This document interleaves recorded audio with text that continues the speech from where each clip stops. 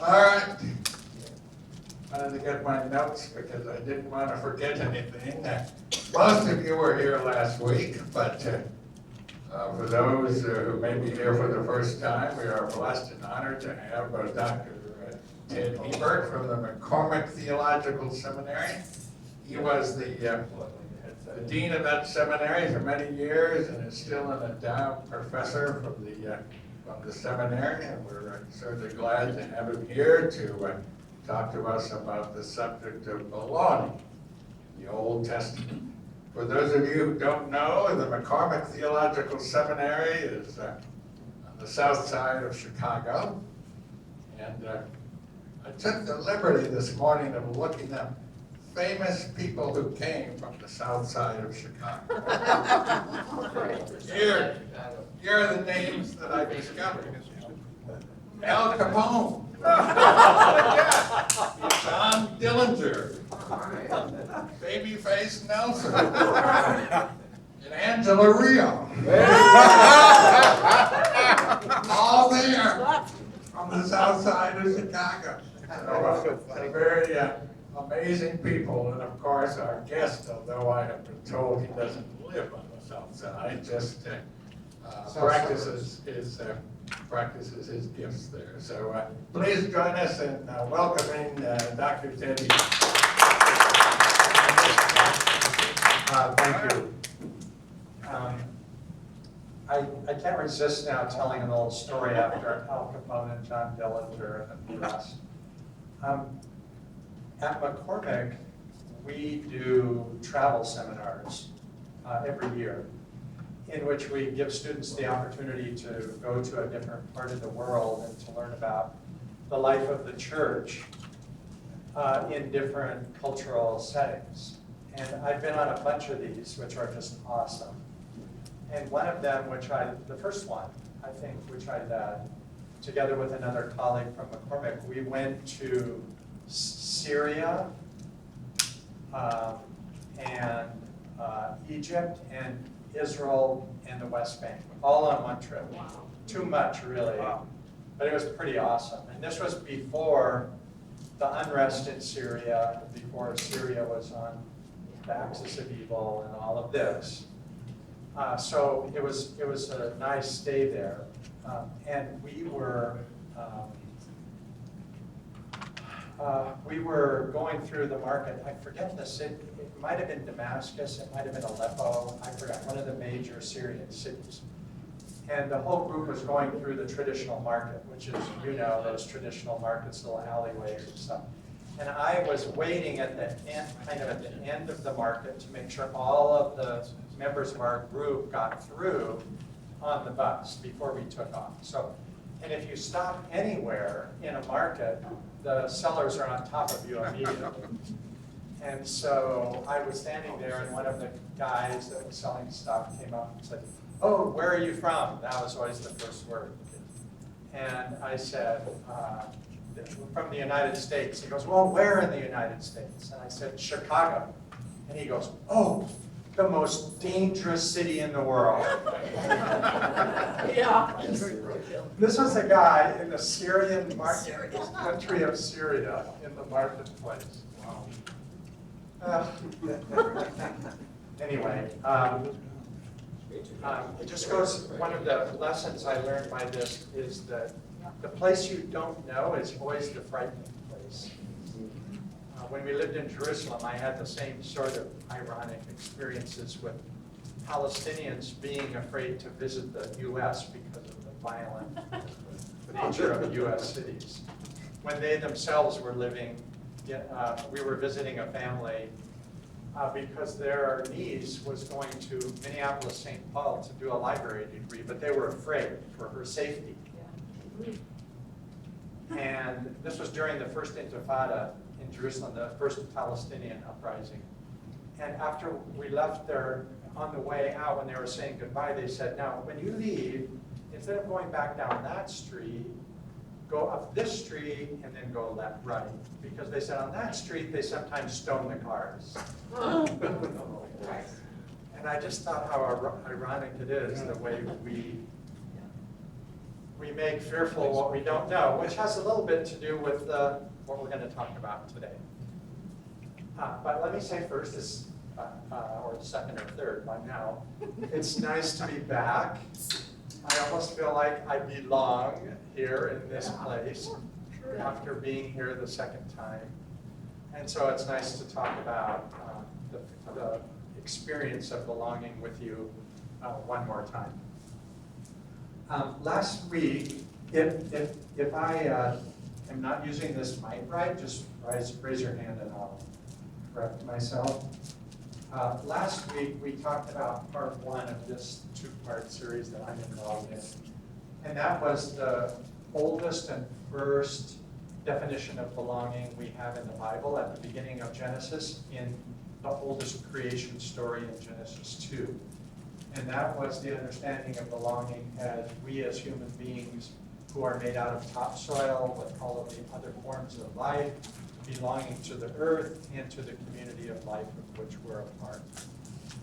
Definition of belonging, which we've kind of forgotten about because of our interest in society more narrowly. Today, for part two, I want to talk about cultural belonging and the definition of cultural belonging we have at the beginning of the Old Testament. Last week when I asked you to reflect on your strongest experiences of belonging, the thing that came to your minds first usually was a human community. Your family, your professional workspace, even more broadly, the human family. But the first thing we think about when we think about belonging is the human communities we're part of. And that's the dimension of belonging I'd like to talk about today. That is the way in which we belong to the world and its cultural communities, the cultural communities that make up the world, and the way the Bible talks about that sense of belonging at the beginning of the book of Genesis.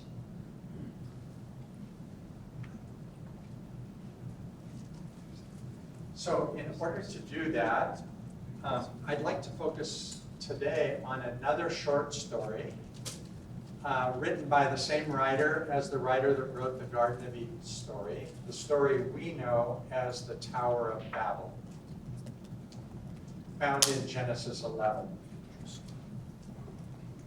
Now we're jumping from the creation of the world to the Great Flood in biblical history.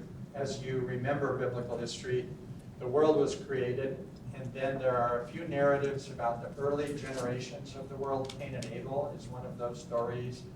Then we move to the story of the Great Flood. When the world, the entire world and all of its life is destroyed, except for one human family, the family of Noah, and all of the animals Noah brings on the ark with him and his family. After the flood, the world begins again. So this is the second beginning now we're talking about according to biblical history. And that's the beginning that I want to focus on today as we talk about the origins of culture and the origins of cultural belonging. The way in which humans construct community after the flood, when everything is wiped out and only one family is left. I want to say first that if we look at the story of the flood, we see that there are two accounts of the way in which human society recreates itself after the flood. One of those is in Genesis 10, which we've called the Table of Nations. Scholars have called the Table of Nations. It's one of those big, long, interminable genealogies that you hate to read when you're told to read through the whole Bible, and you start at the book of Genesis, and all of a sudden you hit these big genealogies. This is one of those. And it starts with the family of Noah, and it tells us how everyone everywhere in the world is in some way a descendant of one of Noah's three sons, Shem, Ham, or Japheth. So it's an account of the population of the world and the creation of the world's lands, cultures, clans, communities, languages, through a huge genealogical family tree. That's in Genesis 10, right after the flood. Now, and that's the account we attribute to the priestly writer who wrote Genesis 1. And the priestly writer was a guy who was a record keeper, he was a preserver of traditions, and so all of that makes sense. But there's another alternative story about how the human culture was recreated after the flood. That's an alternative to that story, not a continuation, because at the end of 10, the world is totally populated. And at the beginning of chapter 11, the story of Babel, we're starting all over again. So this, like the two creation stories, is an alternative account of the beginning of culture. And that's the one I want to talk to you about today, because it's the most famous and it's become iconic in Western culture. The story of the Tower of Babel. It's been painted by painters through the centuries, and referred to by authors and literary individuals throughout time. And it's the one I want to talk about. And what I'm interested in is, how does this short story, only 9 verses, show us how human culture was created, and what values does it have in it about human culture and cultural belonging, and the diversity of cultures that we have in the world today. All right, but before we look at the story itself, I want you to just think about your memory. I'm not interested in this story now, I'm interested in your memory. What details come to mind first in your mind when you think of the story of Babel? And again, the right answer isn't what's in the text. Don't look it up on your iPhones. What I want is what's in your head. Yes? People creating something so they're going to go up into the heavens and equal God. Okay. Change in the languages so they can't talk to each other and disperse. Okay. Others? Similar, different? The power to heaven, pointing to heaven, they were trying to find God. Okay. The people construct a tower to try to get into heaven to be equal to God. So far we've got that on the table. And then that God comes in and mixes their languages. Any other details you remember? That's all I understand. Yes. Once he mixes their language, they can't finish the tower.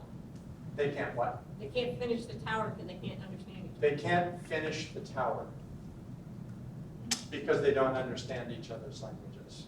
Okay? Anything else? Any other details, embellishments, different rememberings? Do most of you remember the story in that way, if you remember it at all? Similar way? Okay. We're gonna find out. All right. So when I've asked this question to groups, and I've asked them, just tell me what you remember, I'm not interested in exactly what's in the story right now. We'll get into the story in a moment. This is the same memory all of us have that we've been taught. And the memory is this, that the people built a tower in order to reach heaven and to become equal to God, or to challenge God in some way. They were prideful, and they wanted to be like God. God responded by punishing them, by giving them different languages to speak and scattering them across the world so they couldn't finish building the tower. All right? That's the memory that we have of the story. And we could call that interpretation of the story what we could call a pride and punishment understanding of the story of Babel. A story of cultural arrogance. People build a culture, and that culture is characterized by pride and arrogance. So much that they try to attack God.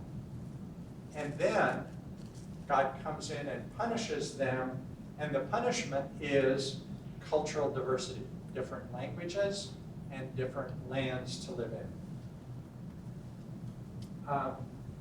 Here is just one painting of the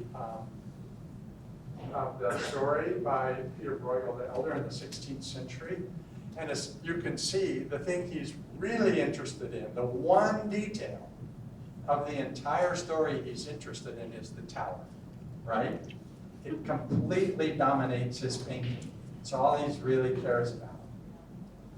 And it's been pointed out that and I want to explain this a little bit more in just a moment, that the reason we call this story the story of the Tower of Babel is because readers of the story thought the tower was the key to the story.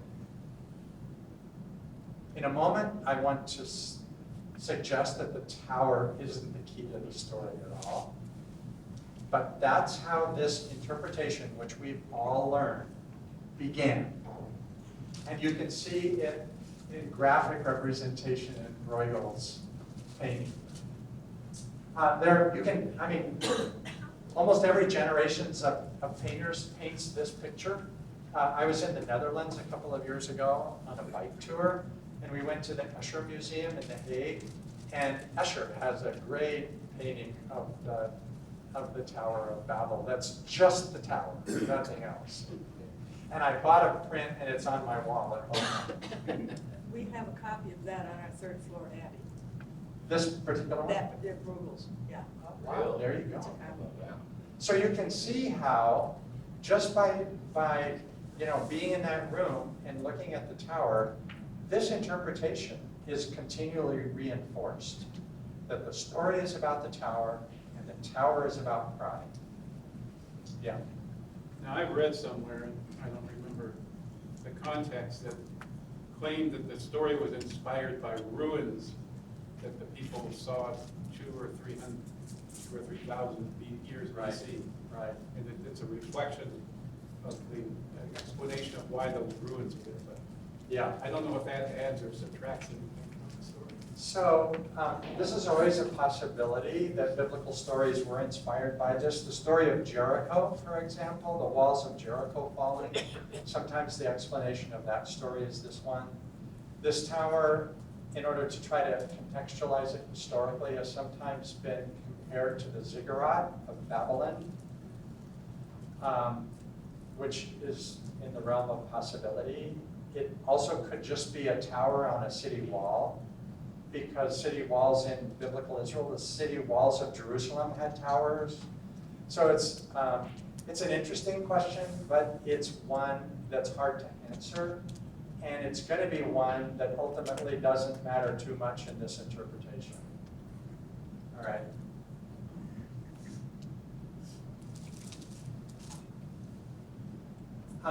I want to go through the story now, the actual story with you, to illustrate why interpreters came to the conclusion that this is a story of pride and punishment. And I also, as I do that, want to show you some of the weaknesses of the arguments they made. And then after that, I want to replace this interpretation with an alternative one. Okay. So the story reads, all people on the earth had one language and the same words. When they traveled east, they found a valley in the land of Shinar and settled there. That's the Mesopotamian river valley, modern Iraq. They said to each other, "Come, let's make bricks and bake them hard." They used bricks for stones and asphalt for mortar. They said, "Come, let's build for ourselves a city and a tower with its top in the sky, and let's make a name for ourselves so that we won't be dispersed over all the earth." That's part one of the story. And what has happened in the history of interpretation is that readers saw the tower with its top in the sky, and they took that image and they ran wild with it. The first thing they did was to conclude that the tower was the key to everything happening in these 4 verses. You can see there's a lot of other stuff happening there, including the city, of which this tower is only a part, and a lot of other things going on. But they took tower as the key that unlocked the city, unlocked the story. Number 2, they took the tower as a way in which the people could reach heaven. Now, the story does say a tower with its top in the sky, which you can translate heaven. But the story does not say the people used the tower to get up into heaven. I just want you to see that difference. Why would they make a name for themselves? Okay, we'll get to the name for themselves in just a minute. A tower with its top in the sky. If you look up all the places where with its top in the sky is used for tall walls or tall buildings or tall installations in the Old Testament, it just means really high. Like our word skyscraper, for example. It's just a cliche for extremely high. So another way of reading this, if we read it in context, would be they built a city with a really tall tower. That's it. But interpreters number 1 thought, number 1, the tower's the most important thing in the story that they did. Number 2, that they used the tower to try to get into heaven, which is not said here. Number 3, that this was an expression of pride, of unbounded pride or arrogance, where, as you said right at the beginning, they wanted to get into heaven to be like God. They wanted to transcend their humanness, challenge God. Now, this is not a problem with translation. There are some coming up. This is simply with a problem with inferring things that the story does not necessarily say as the meaning of the story. And it's a way of singling out one part of the story as central, which I want to argue in a minute isn't central at all. That's part 1. That's how it got to be a story of cultural pride. All right? Now, we'll go on to the second half of the story where God appears. God came down to see the city and the tower that the humans built. So again, the city and the tower are together. And the Lord said, now, I'm using, as you saw, the Common English Bible again, because this was my opportunity to be able to translate the book of Genesis. So there are some things in translation here which I was able to do, which helped to counteract some of this negative interpretation that I think is imposed on the story. And here's the first example of this. I translated verse 6. There is now one people and they all have one language. This is what they have begun to do, and now all that they plan to do will be possible for them. This is God's response. So let me paraphrase. There is one people with one language. This is what they're doing. In other words, God sees for the first time, this is what they're doing, and they'll be able to do what they want to do. They'll be able to accomplish their task. So it's just a descriptive statement on God's part that the people have set about creating a culture for themselves centered on a city, and that they are succeeding in doing what they're doing. That's it.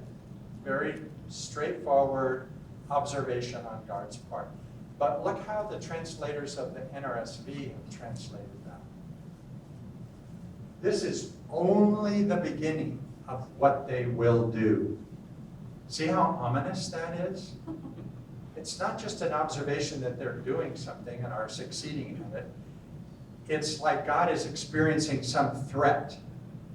This is only the beginning of what they will do. And I can tell you that the word only has been added in. It's not in Hebrew. You could translate, this is the beginning of what they will do. You can translate future if you want.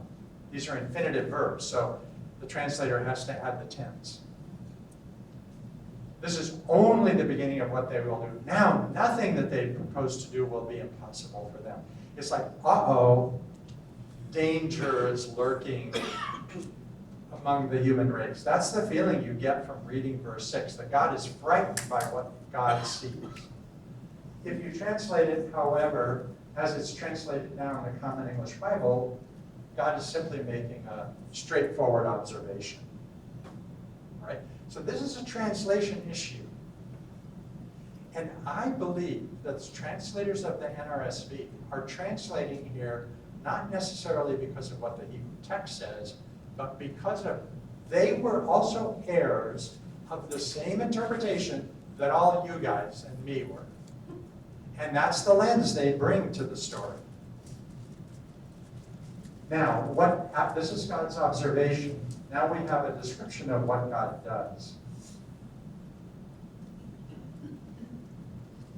All right, come, let's go down and mix up their language so they won't understand each other's language.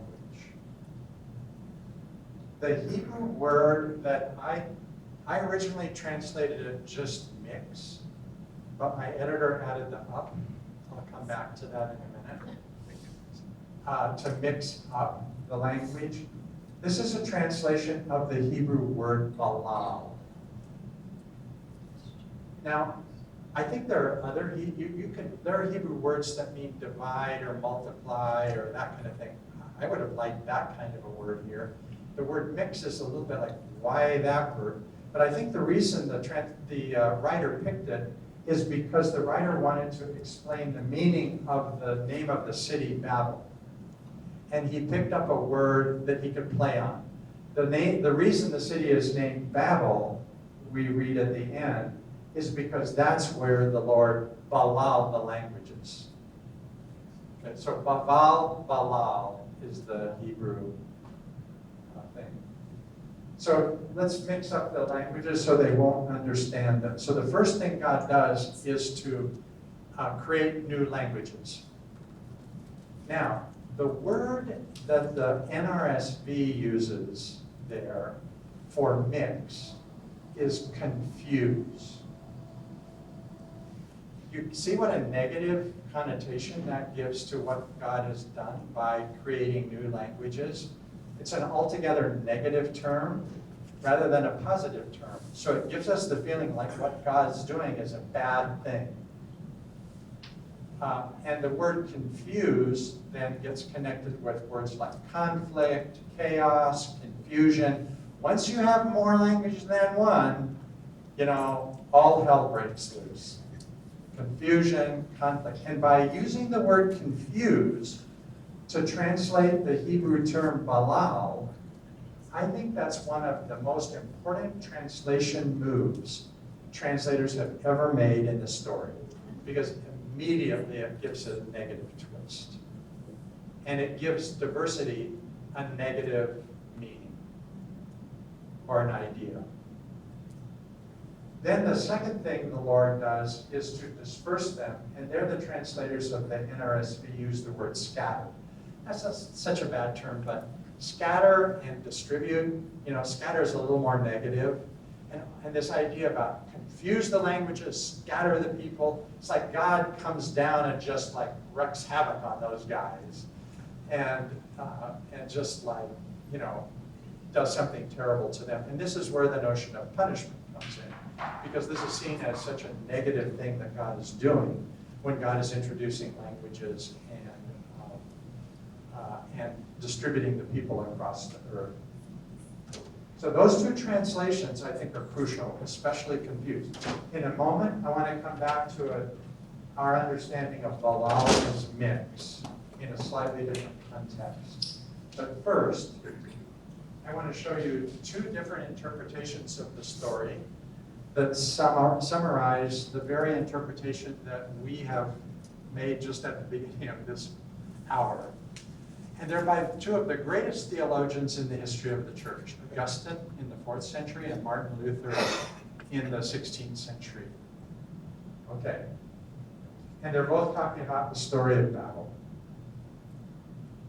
Augustine, what is certain is that the society of the wicked. Now, where was there anything about wickedness? The word wicked, evil, pride, none of those words are in this story.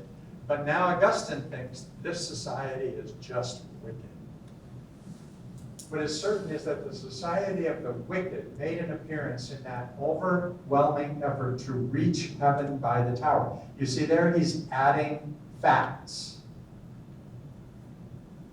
So, the story doesn't say they're trying to reach heaven by the tower, but he interprets the tower that way, which is the very symbol of godless pride. Neither the word pride nor the word godless were used in that story. But now that's what it's all about for Augustine because of the tower. And then he says, when confusion of tongues, again the word confusion of tongues and divisions among men punished them for their sin of impious pride. So the divisions among people into different cultures now and the different languages become punishment for sin. Okay? So culture is an act of the creation of culture is an act of godless pride, and God's diversification of cultures is a punishment and a curse on the human race. And then look at Martin Luther. He's even stronger in some ways. I think that here the sin was. Now notice that first. I love this. Notice that first phrase. I think that here the sin was. There's no sin in the story. The word sin is never used. And so he's going, well, the sin must have been this. But you can see how he's inferring from the story what must have been the case. I think here the sin was nothing else than extraordinary smugness and pride linked with contempt for God. A horrible punishment followed, which in my estimation brought greater harm to the human race than the flood itself. Now think about that. For Martin Luther, cultural diversity is worse than death. Right? That's the point.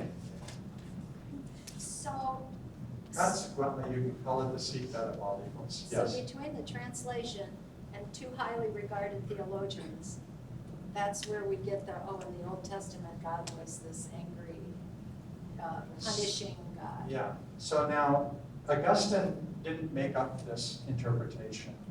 This interpretation actually goes back to before the time of Christ, 200 BC, to an early Jewish interpreter who was rereading the story of Babel.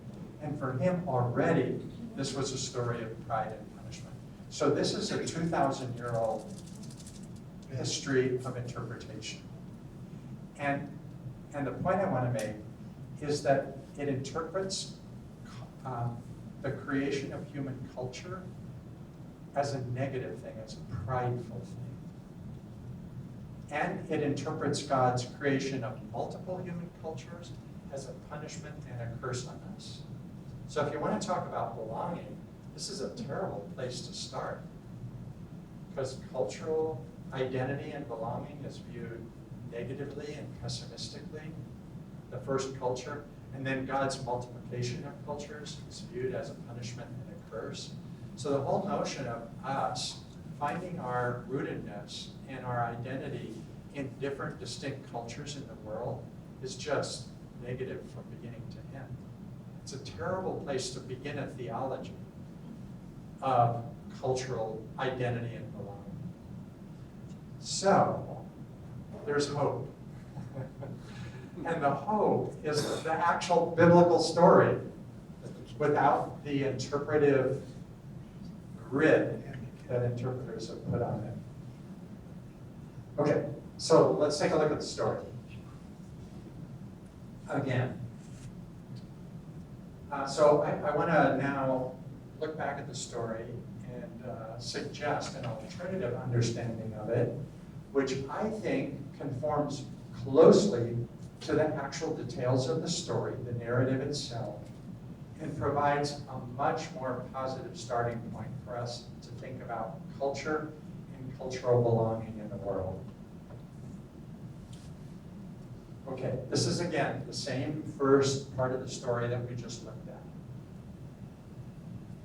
But now I've highlighted what I think the author was most interested in. And as you can see, it's not the tower. The first sentence, all people on the earth had one language and the same words. Now, all of you know from your English literature classes that first sentences are important. When you write a paragraph, your first sentence is supposed to have the thesis statement, what that paragraph is about. And if you take that simple little principle of how stories work, or how paragraphs work, I would say this is a story about everyone speaking the same language. That's the first thing it's about. Okay, then we're told they traveled east, settled in Shinar, and they built a city with a tower. Why? Why did they build the city and the tower? Here we've got the actual reason. We don't need to make it up. They built it. They said, let's build a city and let's make a name for ourselves so we won't be dispersed. You don't need to make up a reason for building the city and the tower. You've got it right in the story, so that we don't be dispersed. In other words, they wanted to stay together in one place. Okay, so this is a group, this is the first people after the flood, according to the Old Testament. What do? They build and recreate a uniform, unique culture. And what are the two most important characteristics of that culture? Common language and a common land. Now, if you look up in an anthropology book or a dictionary what the word culture means, it gives you a list of things that go into culture. Right at the top of that list, two of them you will see are common language, common territory, or living in the same place. I mean, just think of this community of this church. Those are both crucial.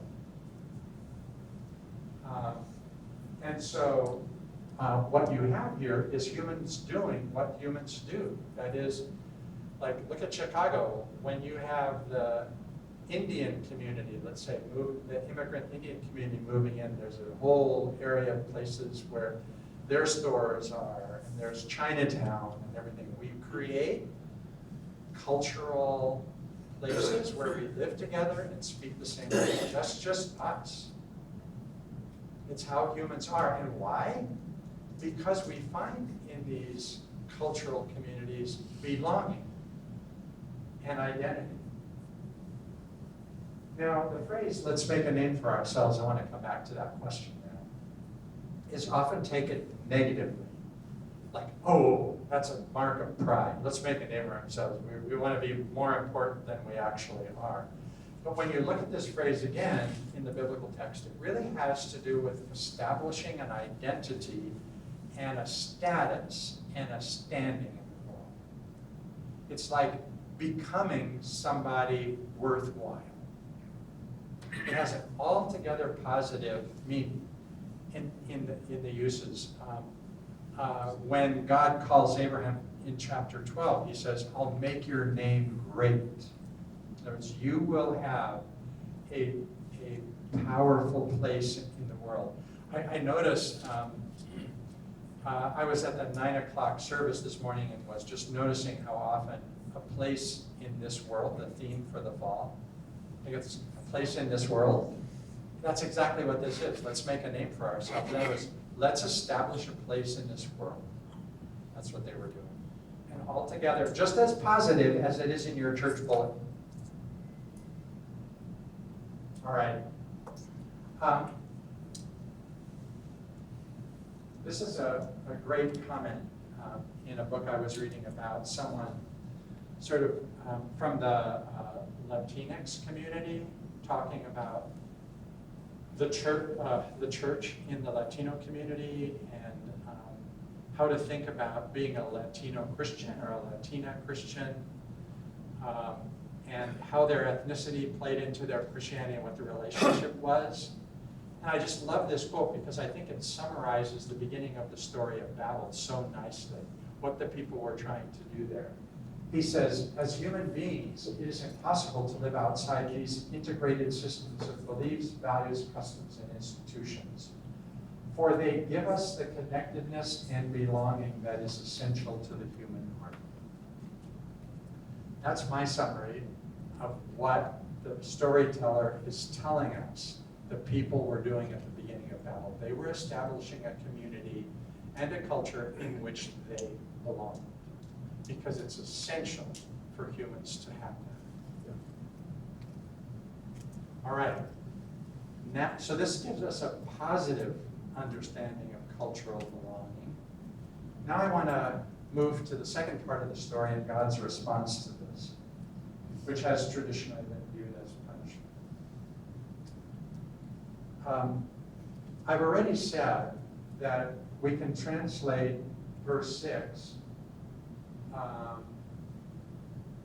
as a neutral observation. But I want to add now to you, what was it that God saw when God came down? And it says, the Lord came down to see what they were doing, and the Lord said, and I want to know what he did, what God didn't say, and that was, yikes, they're attacking me. Look at that tower. That tower is going to replace me in heaven. I've got to beat these guys back. I've got to put them in their place. God doesn't say any of that. God isn't concerned about being attacked or being challenged but in any way by this human project. What God notices is, oh, these are one people and they're speaking one language. Remember the first sentence of the story? The people all had one language and the same words. And when God comes down, that's exactly the first thing that God notices. Again, the theme of the story. And when God says they're one people, the word people, in Hebrew, specifically refers to a sort of an ethnic community. So the people of Israel in the Bible are the Yisrael. The people of Edom, the next country over, would be the Edom. So means a cohesive cultural community. And so God's saying, this is one culture speaking one language. And then God makes, as I was arguing earlier, the simple observation is, so this is what they're doing, and it looks like they'll be successful in creating one common culture. It's an observation. It's not a critique. Then, in response to this observation about cultural unity, God introduces cultural diversity. And I want to say another thing or two about this. As I said earlier, I think rather than translating halal confuse, we should translate it mix. And the reason I say this is it's not a very common word in the Old Testament. And so it's a little bit hard to know how to translate it because if it was used a lot elsewhere, you'd have a base to use to translate it here in this story. But there's one place where it's used a bunch of times, and it's completely clear what it means. And that's where it's used to when oil and flour are mixed together to make a cake for offering at the altar. So it simply means mix. how should you, Is it like mix in preparation of then? right? yeah, yeah, yes. I'm sort of stuck on the tower, because the tower, building a tower, you then are above they're gonna build it above the level of where the flood pushes everything and mixes everything up. It's sort So, of how I visualize. yeah, I want to comment on that, and then we'll go back to mix. There are a couple of different rabbinic understanding, interpretations of this story that are very interesting. And one of them is this: why it's a little bit different than you said, but it's related to the flood. One of the explanations for building such a high tower was if there would be another flood, they could get up on the tower and get out of it. So it was like a survival mechanism to build a tall, not to reach heaven to attack God, but just to survive another flood if it happened. Not be mixed. The other one is, another one that I like a little more from the rabbis is that they built a real tall tower so they wouldn't be dispersed. So if you get further away from the city and you don't know where you are and there's a danger of getting lost, you can look and see that tower and get back. It's like I was just reading in the Tribune, you know, we have this big tall tower in Chicago. It used to be called the Sears Tower. Now it's called the Willis Tower. And I read a statistic in the Tribune. I mean, they could have said the Chicago Metroland area, but they said something like 60 or 70% of Illinois live within sight of the Willis Tower. That's kind of the idea here, that that tower is the orientation point for that community. So, There yeah. doesn't seem to be anything in the interpretation that you've been giving us that the tower is especially tall. It just says a city and a tower. Yeah, tower with its top in the sky, that's the thing. Okay. That's the phrase that That's, got them that would be out of taller than control. normal. Tower with its top in the sky means just very tall. Again, like skyscraper, you know, we don't mean it literally, but Well, they didn't have feet, or they couldn't say it was 30 feet tall. so I think, back to the word mix. I think one of the, it seems a peculiar verb the storyteller would have picked. I would have picked like divide. There are words like that that you could have used. But I think the storyteller wanted a word that he could use to play on the word Babel, or in Hebrew, Babel. Because he wanted to explain where the name Babel came from. And so later on we have, therefore, it is in that verse 9, therefore it's named Babel because there the Lord Balal the languages. So there, he's explaining the term. Now, how would I explain it? I think like prepared a mixture of languages is a workable way of thinking about it, but that's a little bit awkward in a maybe not so much. I'm just thinking, how could I have done it? But in the manuscript I sent in, I said, I'm just going to translate a mix. Because and let people figure that out for themselves, because that's what the Hebrew term seems to mean, and it doesn't have a negative connotation like confuse. So let's just do that. And then when I got the translation back from the editor had added the word up. And I went, oh, shoot. Because in some ways I thought, oh, it's a little easier in English. But on the other hand, it like pulls through the back door a little bit of that negative translation. Mix up is a little more negative than just mix. So what you see now is mix up, but I would leave out the up if I had a chance. There was just a little side story. There was a plan in this translation process that the first translator's draft, my draft of Genesis, would go to a second translator who could suggest alternatives here and there. And then it would go to the editor who could make changes. And then there'd be another loop where I would get the edited text back, and I could push back where I wanted to push back. And then if I and the editor could solve it together, we'd solve it. And if he couldn't, then the big editor would make the decision. And so when I got the text back, I saw some things that were changed, which, like, there's a lot that they didn't change. which was already helpful. So I was really pretty happy. But once in a while, like this little bothered me. And I thought, well, I'll just argue about it then. And so I mentioned to the head guy, Paul Franklin at Abingdon, well, when it comes back, I'll just argue then. He goes, oh, no, we're not going to do that. He says, if we did that second loop, we'd be another 5 years before we got this thing published. So we're not going to do that. But he said, if you really have something against what happened, talk to me and I'll see what I can do about it. Then I just decided, this isn't my individual translation of the Bible, it's the community's translation, and I'm going to just kind of let it happen. And when I'm with you guys, I'll tell you what I think. Yes? You made it very clear to me in your beginning of the story that the intent of God wasn't to punish, but the mission was to populate the world, and he could see the only way to do that would be to give different languages so they would disperse and the whole world would become populated and then grow in different ways. Yep. Perfect summary. And up does confuse it. Yep. I totally agree with you.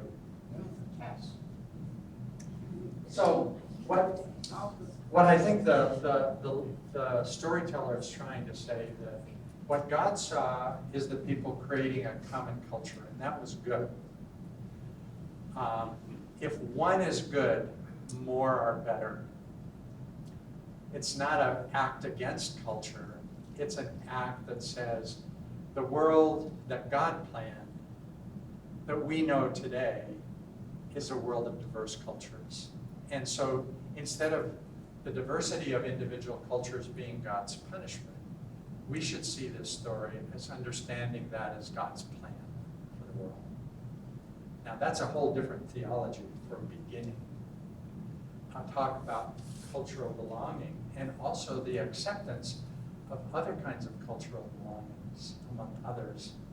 I want to share just a couple of quotes about that.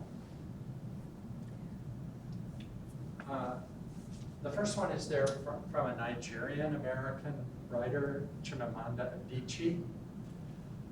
She wrote a little book, just a thin little book. It's great. It's one of my favorites, called A Feminist Manifesto, 15 Suggestions, because a friend of hers, a woman friend of hers, sent her a note saying, would you write me a letter telling me how I could raise my daughter to be a feminist? And so Adichie thought about it for a while, and then she wrote so it's a letter, and it's a little small volume. And there are 15 suggestions she makes, and this is the last one, the 15th. And in some ways, I think it's such a nice capturing in contemporary secular language of what I think the writer of the story of Babel is trying to tell us in our religious community. Teach her about difference. Make difference ordinary. Make difference normal. And the reason for this is not to be fair or to be nice, but merely to be human and practical. Because difference is the reality of our world. And by teaching her about difference, you are equipping her to survive in a diverse world. And then, because this is Desmond Tutu turned 90 this week. Did you see that in the news? I thought we have to have a quote from Desmond Tutu. Because, his life was about cultural conflict and belonging and forgiving across cultures.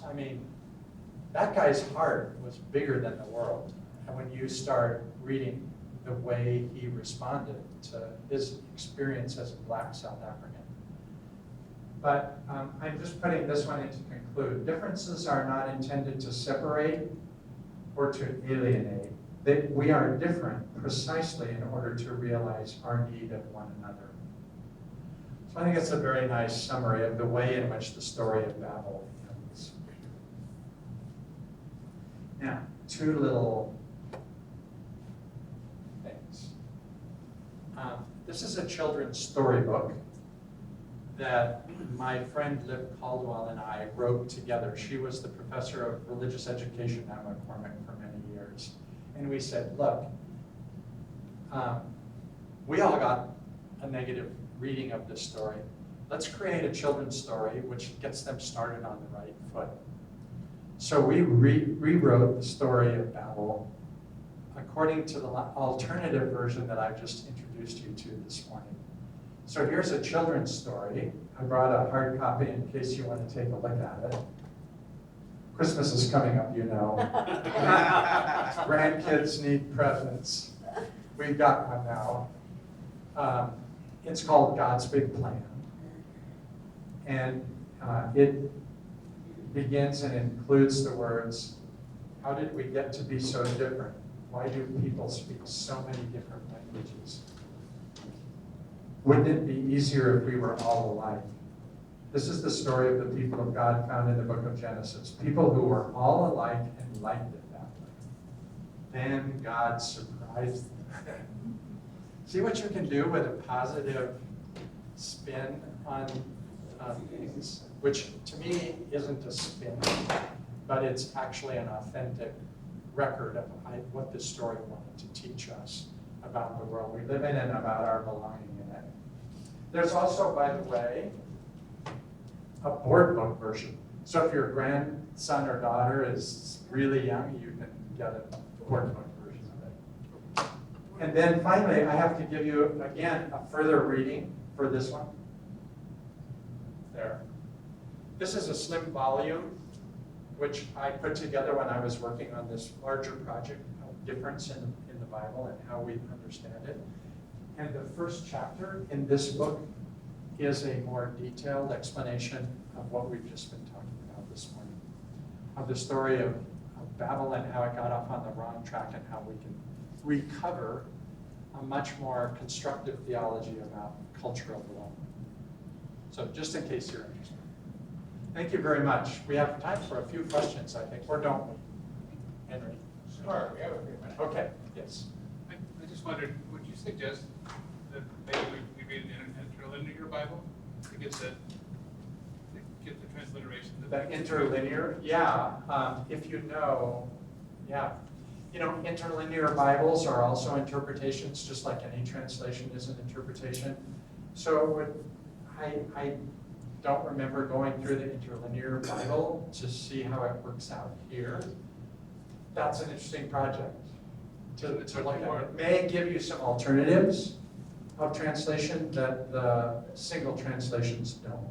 Aren't they more literal than less of a... Yeah, sometimes literal is a kind of laden word because, like balal, any Hebrew word has, you know, a range of meanings like many English words do, and so you still have to pick from that that range of meanings. So it doesn't nail it down for you. Sometimes it makes it more complicated and more options out there. But an interlinear Bible does give you the idea that this one translation that you have in front of you isn't necessarily the only way of understanding. That's the good thing.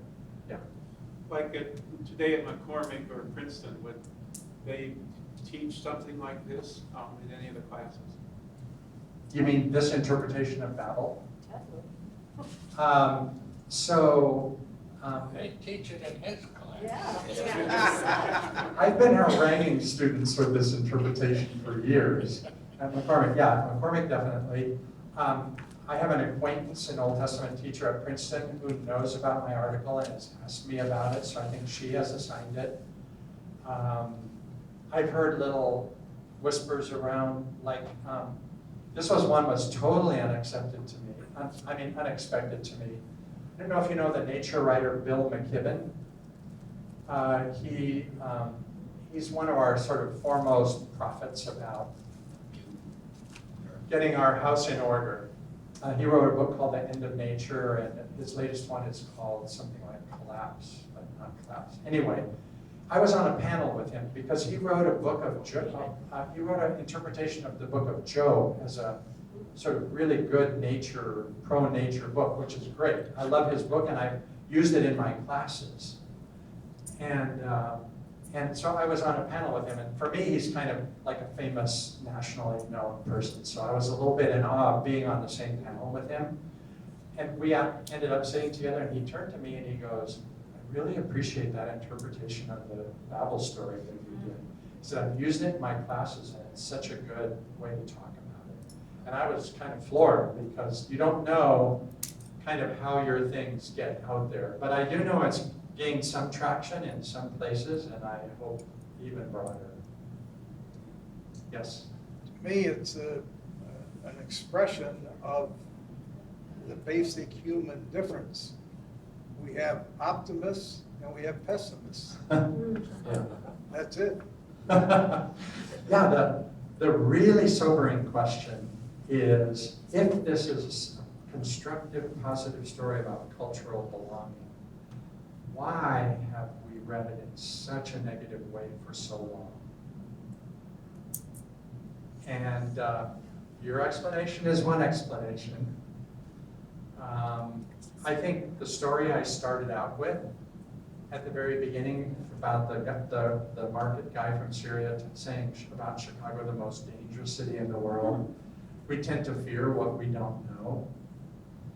So I think there are a number of reasons for it, but I think in one way, I hope this helps us re-examine our own sort of acquiescence to this kind of a negative reading. And your little statement raises that. Yeah. I would think as you teach this, you would have students in your class that might say, what else, what other Bible stories need to be reinterpreted? So I'll give you an answer to that question. I taught a class, for some time I've changed the names, but this one was called The Bible and Multiculturalism. And Angela was in that class. And we started with this story as a foundational story that we read together. And then it was on Genesis, multiculturalism in Genesis. And then I asked all the members of the class, which story would you like to write on in order to explore its understanding of difference? And Angela wrote on one of those stories, and her story, her account of the story is a chapter in the book that we published. So yeah, we did that. And you can talk to Angela more about it. I don't know if you talked about it because I was in and out, but did you talk about how this relates to Pentecost? Sorry? How the Babel story relates to Pentecost, or how we can... Oh, yeah. Understand each other. Real briefly, in the PowerPoint that I took this PowerPoint from and changed it, I had Pentecost at the end. But I know that I always run out of time. So I just decided to cut your losses and just try to get through this part. But I will, in 2 sentences, say that we as Christians have traditionally interpreted Pentecost as fixing Babel. In other words, at Babel, God introduced confusion into the world and all the different languages. But then at the beginning of the Christian church, the message of Jesus was taught, and all the differences came together as one. So you had one group that got split and confusion introduced, and then Pentecost got rid of the confusion and introduced oneness. And my new interpretation now of the Pentecost story, based on this different interpretation that's Babel, is just the opposite. The writer of the Pentecost story said, no, the church is going to be just like the world. God planned the world to be different, and the church is going to be like that. So when those little group met, speaking one language, the Spirit came down and what? Introduced all the languages to them. And they started speaking in a whole bunch of different languages. And it wasn't that everybody understood each other, because some of the people at the end of the Pentecost story, listening to all these languages, said, they're just drunk. So it's not that we have to understand all of each other's languages. It's like when the church was born, just like when the world was reborn after the flood, the idea of the writer of that story said, this church is going to live in that world, and it's going to look just like that world, because that's the world God wants. It's going to have just as much diversity. So that's a real quick. But if you buy the book, the last chapter of the book does the Pentecost story, so you'll get the full. Thank you, Angela. Have you enjoyed Dr. Heber today? It's a wonderful, wonderful talk. And all of these books are available on Amazon or at Cokesbury or wherever you find your books today. And please look them up. Dr. Hebert, you closed with a wonderful prayer earlier. Would you do the same this afternoon? And then after he closes, Angela, do you want to talk about coming attractions? Well, next week we have Dr. Collins, Matthew Collins from Alba College, and he'll now be moving to the New Testament for the next 2 weeks. So that's going to be really exciting. Thank you. So Henry asked me to conclude it here last week, so I came prepared this week. I thought he might do it again. And I went to the 9 o'clock service, and I saw in the literature a beautiful prayer which expresses much of what we've just been talking about. And so it's a prayer of confession. I'm going to read a few lines from that prayer which we prayed this morning in worship. Triune God, within your own life there is mutuality, equality, and unity in diversity. Instead of living in equality, justice, and respect, we construct systems that are unjust. We devise ways to elevate ourselves over others, and disrespectful thoughts, words, and actions still surface in us. We allow differences to divide us and lead to brokenness. Holy God, forgive us. Restore in us and in our life together the divine image you intend. Make us tender in mutuality. Make us generous in equality, and make us grateful in diversity. We pray to be one with you and one another through Jesus Christ our Lord. Amen. Amen. Amen.